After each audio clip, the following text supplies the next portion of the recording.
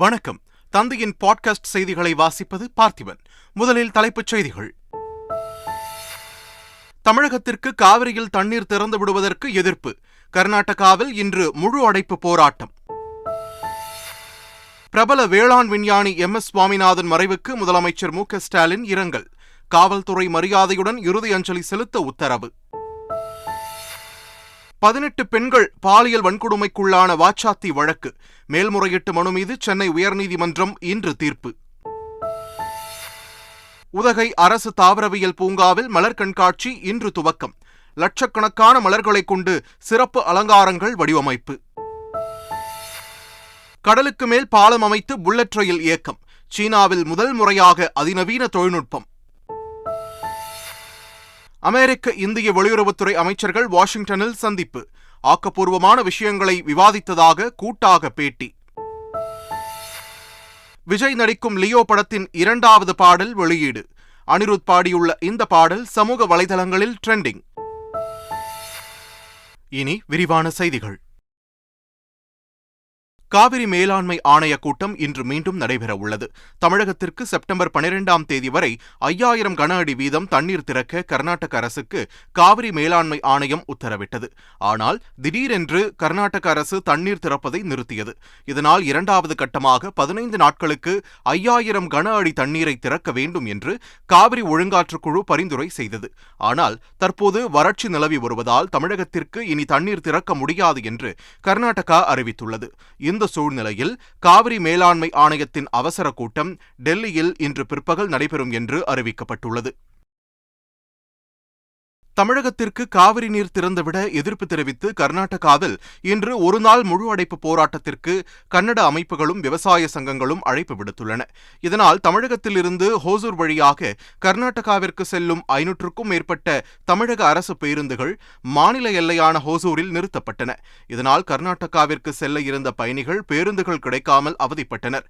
இதனிடையே காவிரி விவகாரம் தொடர்பாக கர்நாடகாவில் முழு அடைப்பு போராட்டம் நடைபெற்ற நிலையில் எல்லைகளில் பாதுகாப்பு பலப்படுத்தப்பட்டுள்ளதாக தமிழக டிஜிபி சங்கர் ஜிவால் தெரிவித்துள்ளார்.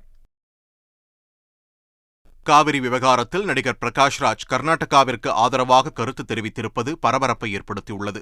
நடிகர் சித்தார்த் தனது பட நிகழ்ச்சிக்காக பெங்களூருவில் செய்தியாளர்களை சந்தித்தபோது காவிரி பிரச்சனையை முன்வைத்து ஒரு அரசியல் கட்சியின் அமைப்பினர் எதிர்ப்பு தெரிவித்ததால் அவர் பாதியிலேயே வெளியேறினார். இதையடுத்து சித்தார்த்திற்கு பல தரப்பினரும் ஆதரவு தெரிவித்துள்ள நிலையில் நடிகர் பிரகாஷ்ராஜும் தனது எக்ஸ் தளத்தில் கருத்து தெரிவித்துள்ளார்.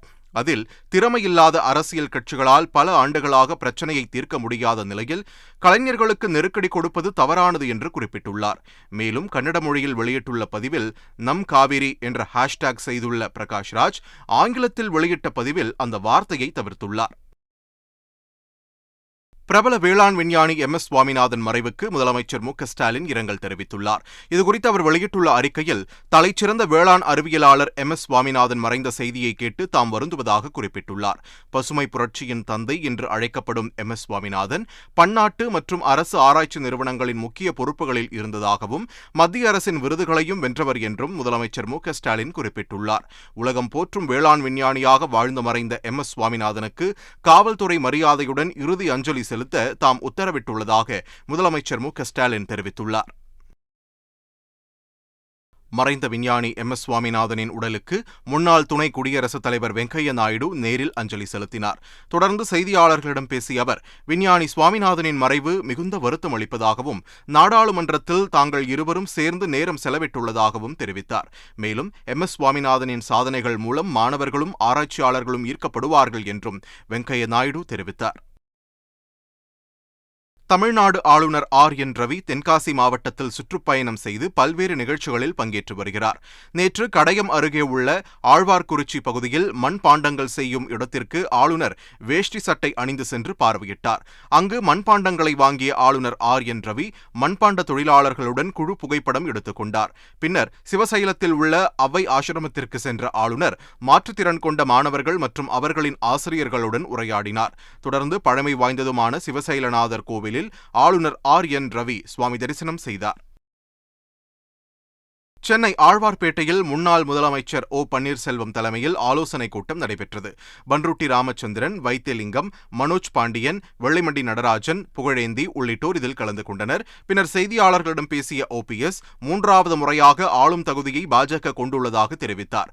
ஆனால் பாஜக தலைமைக்கு எடப்பாடி பழனிசாமி தொடர் துரோகங்களை செய்துள்ளதாகவும் OPS விமர்சித்தார். தமிழ்நாடு பாஜக மாநில தலைவர் அண்ணாமலை தலைமையில் வரும் 3ஆம் தேதி பாஜக மாவட்ட செயலாளர்கள் மற்றும் முக்கிய நிர்வாகிகள் ஆலோசனைக் கூட்டம் நடைபெறவுள்ளது. இந்த கூட்டத்தில் நாடாளுமன்ற தேர்தல் பணிகள் குறித்து விவாதிக்கப்பட உள்ளதாக தகவல் வெளியாகியுள்ளது. மேலும் கூட்டணியில் இருந்து அதிமுக விலகியது குறித்தும், தமிழகத்தில் பாஜக கூட்டணியில் வேறு கட்சிகளை இணைப்பது குறித்தும் விவாதிக்கப்படும் என்று தெரிகிறது. முன்னாள் முதல்வர் ஜெயலலிதா குறித்து தமிழக பாஜக தலைவர் அண்ணாமலை தெரிவித்த கருத்தை ஆதரித்து பேசிய பன்ருட்டி ராமச்சந்திரனை அதிமுக முன்னாள் அமைச்சர் ஜெயக்குமார் கடுமையாக விமர்சித்துள்ளார். இதுகுறித்து எக்ஸ் தளத்தில் அவர் வெளியிட்டுள்ள பதிவில், பன்ருட்டி ராமச்சந்திரனை நடிப்பின் நாயகன் என்றும், முன்னாள் முதல்வர் ஓ பன்னீர்செல்வத்தை சுயநலவாதி என்றும் குறிப்பிட்டுள்ளார். தமிழ்நாட்டையே உலுக்கிய வாச்சாத்தி பாலியல் வன்கொடுமை மேல்முறையீட்டு வழக்கில் சென்னை உயர்நீதிமன்றம் இன்று தீர்ப்பளிக்கிறது. தருமபுரி மாவட்டம் அரூரை அடுத்த வாச்சாத்தி கிராமத்தில் கடந்த 1992ஆம் ஆண்டு வனத்துறையினர், காவலர்கள் மற்றும் வருவாய்த்துறையினர் சோதனை நடத்தினர். அப்போது 18 இளம் பெண்களை பாலியல் வன்கொடுமை செய்ததாக குற்றச்சாட்டு எழுந்தது. இதுகுறித்து விசாரணை செய்த CBI 269 பேர் மீது பாலியல் வன்கொடுமை உள்ளிட்ட பல்வேறு பிரிவுகளின் கீழ் வழக்கு பதிவு செய்தது. வழக்கு குறித்த விசாரணையின் போது 50க்கும் மேற்பட்டோர் இறந்துவிட்டதால் எஞ்சியிருந்த 215 பேருக்கு 1 ஆண்டு முதல் 10 ஆண்டுகள் வரை சிறை தண்டனை விதிக்கப்பட்டது. இதையடுத்து தண்டனை விதிக்கப்பட்டவர்கள் சென்னை உயர்நீதிமன்றத்தில் மேல்முறையீடு செய்தனர். வழக்கை விசாரித்த உயர்நீதிமன்றம் அனைத்து தரப்பு வாதங்களும் முடிவடைந்த நிலையில் தேதி குறிப்பிடாமல் ஒத்திவைத்தது. இந்த மேல்முறையீட்டு வழக்கில் சென்னை உயர்நீதிமன்றம் இன்று தீர்ப்பளிக்க உள்ளது. காஞ்சிபுரம் கலால் போலீசாரிடமிருந்து தப்பி ஓடும்போது பேருந்து மோதி உயிரிழந்தவரின் உடல் பிரேத பரிசோதனைக்கு பின் உறவினர்களிடம் ஒப்படைக்கப்பட்டது. போலீஸ் விசாரணைக்காக ஸ்ரீனிவாசன் என்பவர் இருசக்கர வாகனத்தில் அழைத்துச் செல்லப்பட்டபோது தப்பி ஓட முயன்றதாக கூறப்படுகிறது. அப்போது தனியார் பேருந்து மோதி ஸ்ரீனிவாசன் உயிரிழந்தார். அவரது உறவினர்கள் காஞ்சிபுரம் அரசு மருத்துவமனை முன்பு போராட்டத்தில் ஈடுபட்டனர். இதையடுத்து செங்கல்பட்டு அரசு மருத்துவமனையில் காஞ்சிபுரம் குற்றவியல் நடுவர் நீதிமன்ற நீதிபதி வாசுதேவன் முன்னிலையில் ஸ்ரீனிவாசனின் உடல் பிரேத பரிசோதனை செய்யப்பட்டு உறவினர்களிடம் ஒப்படைக்கப்பட்டது. முன்னதாக நீதிபதி வாசுதேவன் ஸ்ரீனிவாசனின் உறவினர்களிடம் விசாரணை மேற்கொண்டார். புதுச்சேரி காலாப்பட்டு காவல் நிலையத்தில் பெண் தீக்குளித்து உயிரிழந்த சம்பவத்தில் பாதிக்கப்பட்ட குடும்பத்திற்கு நிவாரணம் கோரி உறவினர்கள் மற்றும் ஊர் பஞ்சாயத்தார் சட்டமன்ற வளாகத்தில் அமர்ந்து தர்ணாவில் ஈடுபட்ட சம்பவம் பரபரப்பை ஏற்படுத்தியது. அப்போது தர்ணாவில் ஈடுபட்டவர்களை சபை காவலர்கள் வெளியேற்றினர். இதனிடையே மாவட்ட ஆட்சியர் தலைமையில் விசாரணை நடத்தப்படும் என்றும், பாதிக்கப்பட்ட குடும்பத்திற்கு 20 லட்சம் ரூபாய் நிவாரணம் வழங்கப்படும் என்றும் புதுச்சேரி முதலமைச்சர் அறிவித்ததை அடுத்து மருத்துவமனையில் இருந்து உடலை வாங்கி அடக்கம் செய்ய உறவினர்கள் ஒப்புக்கொண்டனர். திருப்பத்தூர் அருகே ஒரே குடும்பத்தைச் சேர்ந்த 3 பேர் டெங்கு காய்ச்சலால் பாதிக்கப்பட்ட நிலையில் 5 வயது சிறுமி உயிரிழந்த சம்பவம் சோகத்தை ஏற்படுத்தியுள்ளது. திருப்பத்தூரை அடுத்த சிவராஜ்பேட்டையைச் சேர்ந்த மணிகண்டன், சுமித்ரா தம்பதியரின் 3 குழந்தைகளுக்கு டெங்கு பாதிப்பு ஏற்பட்டு திருப்பத்தூர் அரசு மருத்துவமனையில் சிகிச்சைக்காக அனுமதிக்கப்பட்டனர். அவர்களில் 2 குழந்தைகள் மேல் சிகிச்சைக்காக தருமபுரி அரசு மருத்துவமனைக்கு கொண்டு செல்லப்பட்ட நிலையில் அபிநிதி என்ற குழந்தை சிகிச்சை பலனின்றி உயிரிழந்தது. அக்குழந்தை கடைசியாக பேசிய வீடியோ சமூக ஊடகங்களில் பரவி வருகிறது. திருவண்ணாமலை கிரிவல பாதையில் பிச்சை எடுத்துக் கொண்டிருந்த 20க்கும் மேற்பட்ட குழந்தைகள் மீட்கப்பட்டு அரசு காப்பகத்தில் ஒப்படைக்கப்பட்டனர். சமூக நலத்துறை அதிகாரிகள் போலீசாரின் உதவியோடு 20க்கும் மேற்பட்ட குழந்தைகளை மீட்டு ஒருங்கிணைந்த குழந்தைகள் சேவை மையத்தில் சேர்த்தனர். அதிகாரிகள் நடத்திய விசாரணையில் பெரும்பாலான குழந்தைகள் ஆந்திரா, தெலங்கானாவைச் சேர்ந்தவை என்றும், திருவிழா காலங்களில் பெற்றோர்களே தங்களது குழந்தைகளை பிச்சை எடுக்க வைத்து பணம் சம்பாதிப்பதும் தெரியவந்துள்ளது. கிருஷ்ணகிரி மாவட்டம் பண்டேஸ்வரம் கிராமத்தில் புகுந்த சிறுத்தையும் அதன் குட்டியும் 2 ஆடுகளை கடித்து குதறியதாக கூறப்படுகிறது. அதேபோல் இஸ்லாம்பூர் கிராமத்திற்குள் புகுந்த அச்சிறுத்தைகள் நாய்களை கடித்து குதறியதாகவும் கூறப்படுகிறது. இதனால் அச்சமடைந்துள்ள பொதுமக்கள் சிறுத்தைகளை கூண்டு வைத்து பிடிக்க வேண்டும் என்று வனத்துறையினருக்கு கோரிக்கை விடுத்துள்ளனர். உதகை அரசு தாவரவியல் பூங்காவில் மலர் அலங்கார கண்காட்சி இன்று தொடங்குகிறது. உதகையில் ஆண்டுதோறும் செப்டம்பர் முதல் நவம்பர் வரை 2வது சீசன் ஆகும். இந்த நேரத்தில் சுற்றுலா பயணிகளின் வருகை அதிகரித்து காணப்படும். தற்போது சீசன் தொடங்கியுள்ள நிலையில் இன்று முதல் அரசு தாவரவியல் பூங்காவில் மலர் அலங்கார கண்காட்சி தொடங்குகிறது. இதற்காக 30,000 மலர் தொட்டிகளை கொண்டு பல்வேறு அலங்காரங்கள் செய்யப்பட்டு பல வகையான மலர்களும் காட்சிக்காக வைக்கப்பட்டுள்ளன. நீலகிரி மாவட்டம் கூடலூரில் இருந்து பந்தலூர் செல்லும் மலைப்பாதை மற்றும் நகரப்பகுதி முழுவதிலும் பகல் நேரத்தில் கடுமையான மேகமூட்டம் நிலவுவதுடன் சாரல் மழை பொழிந்து வருகிறது. எதிரில் வருபவர்கள் கூட தெரியாத அளவிற்கு காலநிலை இருப்பதால் முகப்பு விளக்குகளை எரியவிட்டபடி வாகனங்கள் செல்கின்றன. அதே சமயம் ரம்யமான காலநிலையை சுற்றுலா பயணிகள் வெகுவாக ரசித்து வருகின்றனர். சேலம் கோட்டை மாரியம்மன் கோவில் அம்மன் சிலை மீது கடந்த ஒரு வாரமாக பச்சை கிளி அமர்ந்திருப்பதை பக்தர்கள் வியப்புடன் பார்த்து தரிசித்து வருகின்றனர். கடந்த 23ஆம் தேதி அம்மன் சிலை மீது அமர்ந்த கிளி தொடர்ந்து அங்கேயே அமர்ந்துள்ளது. பக்தர்கள் பச்சை கிளிக்கு பால், பழங்களை வழங்கி கும்பிட்டு செல்கின்றனர். நாகை மாவட்டம் நாகூர் தர்காவில் மிலாது நபி விழா விமர்சையாக கொண்டாடப்பட்டது. நபிகள் நாயகத்தின் பிறந்தநாளை ஒட்டி நாகூர் தர்காவில் உள்ள மிலாது நபி பேரணி தொடங்கியது. நூல்கடை தெரு, மியான் தெரு உள்ளிட்ட முக்கிய வீதிகள் வழியாக சென்ற பேரணியில் ஏராளமானோர் பங்கேற்றனர். ஊர்வலத்தில் சென்ற மாணவ மாணவிகளை மலர் தூவி வரவேற்ற பலர் அவர்களுக்கு குளிர்பானம், சாக்லேட் உள்ளிட்ட பொருட்களை அளித்தனர். டெல்லியில் உள்ள ஆசியாவின் மிகப்பெரிய பர்னிச்சர் கடைக்கு காங்கிரஸ் எம்பி ராகுல் காந்தி சென்றார். அங்கு எடுக்கப்பட்ட புகைப்படங்களை ராகுல் காந்தி தனது எக்ஸ் தளத்தில் பதிவிட்டுள்ளார்.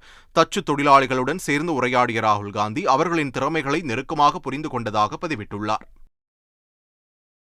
வாஷிங்டன் நகரில் அமெரிக்க வெளியுறவுத்துறை அமைச்சர் ஆண்டனி பிளிங்கனை மத்திய வெளியுறவுத்துறை அமைச்சர் ஜெய்சங்கர் சந்தித்து பேசினார். பின்னர் இருவரும் கூட்டாக செய்தியாளர்களை சந்தித்தனர். அப்போது பேசிய ஆண்டனி பிளிங்கன், G20 மாநாடு மற்றும் ஐநா பொதுசபை கூட்டங்களின் போது தாம் ஜெய்சங்கரை சந்தித்து ஆக்கப்பூர்வமான விஷயங்களை விவாதித்ததாக கூறினார்.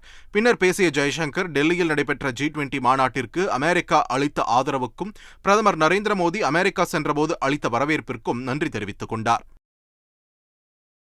காலிஸ்தான் பயங்கரவாதி கொல்லப்பட்ட விவகாரம் தொடர்பாக அமெரிக்க வெளியுறவுத்துறை அமைச்சர் ஆண்டனி பிளிங்கன் இந்திய வெளியுறவுத்துறை அமைச்சர் ஜெய்சங்கரை சந்திக்கும் போது பேசுவார் என்று கனடா பிரதமர் ஜஸ்டின் ட்ரூடோ அண்மையில் கூறியிருந்தார். இந்நிலையில் வாஷிங்டன் நகரில் அமெரிக்க, இந்திய வெளியுறவுத்துறை அமைச்சர்கள் சந்தித்து பேசினர். பின்னர் செய்தியாளர்களை சந்தித்த இருவரும் கனடா விவகாரம் குறித்து எதுவும் கூறவில்லை என்பது குறிப்பிடத்தக்கது.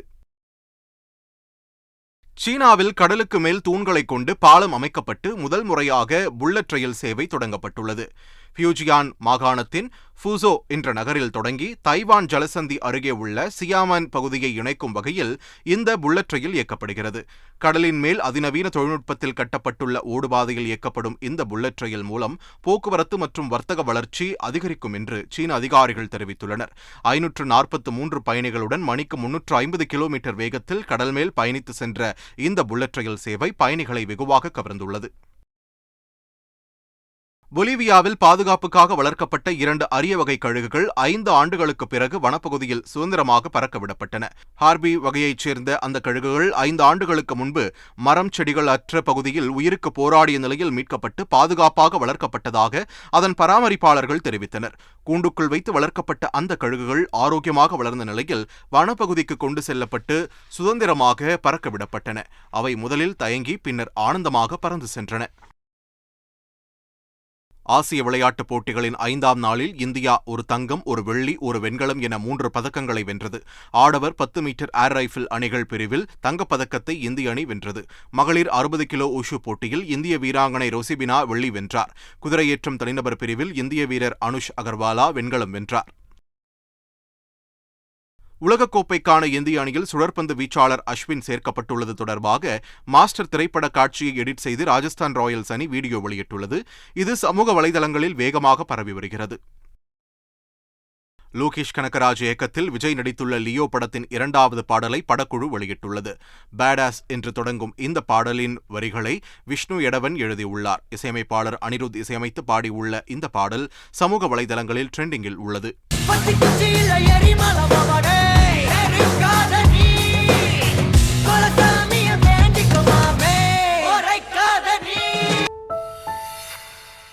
மீண்டும் தலைப்புச் செய்திகள். தமிழகத்திற்கு காவிரியில் தண்ணீர் திறந்து விடுவதற்கு எதிர்ப்பு. கர்நாடகாவில் இன்று முழு அடைப்பு போராட்டம். பிரபல வேளாண் விஞ்ஞானி MS சுவாமிநாதன் மறைவுக்கு முதலமைச்சர் மு.க.ஸ்டாலின் இரங்கல். காவல்துறை மரியாதையுடன் இறுதி அஞ்சலி செலுத்த உத்தரவு. 18 பெண்கள் பாலியல் வன்கொடுமைக்குள்ளான வாச்சாத்தி வழக்கு மேல்முறையீட்டு மனு மீது சென்னை உயர்நீதிமன்றம் இன்று தீர்ப்பு. உதகை அரசு தாவரவியல் பூங்காவில் மலர் கண்காட்சி இன்று துவக்கம். லட்சக்கணக்கான மலர்களைக் கொண்டு சிறப்பு அலங்காரங்கள் வடிவமைப்பு. கடலுக்கு மேல் பாலம் அமைத்து புல்லட் ரயில் இயக்கம். சீனாவில் முதல் முறையாக அதிநவீன தொழில்நுட்பம். அமெரிக்க இந்திய வெளியுறவுத்துறை அமைச்சர்கள் வாஷிங்டனில் சந்திப்பு. ஆக்கப்பூர்வமான விஷயங்களை விவாதித்ததாக கூட்டாக பேட்டி. விஜய் நடிக்கும் லியோ படத்தின் 2வது பாடல் வெளியீடு. அனிருத் பாடியுள்ள இந்த பாடல் சமூக வலைதளங்களில் ட்ரெண்டிங். இத்துடன் தந்தையின் பாட்காஸ்ட் செய்திகள் நிறைவு பெறுகின்றன. வணக்கம்.